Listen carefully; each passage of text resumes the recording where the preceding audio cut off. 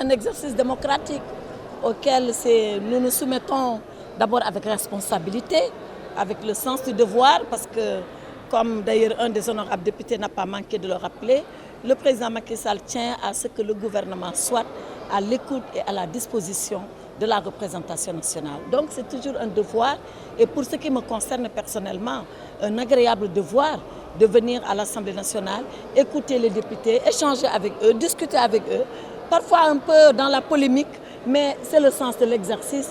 L'essentiel est que nous puissions nous entendre.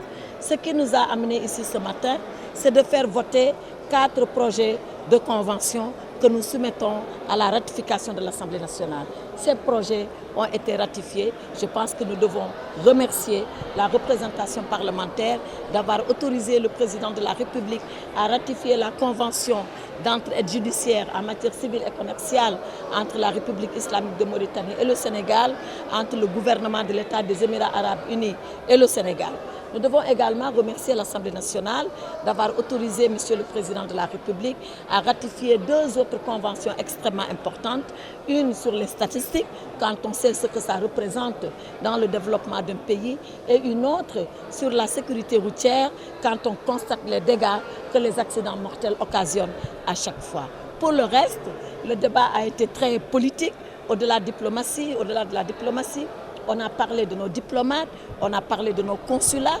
Je me suis vraiment insurgée contre l'État qu'on a infligé à nos consulats en les saccageant, en les pillant, en détériorant et en abîmant le matériel.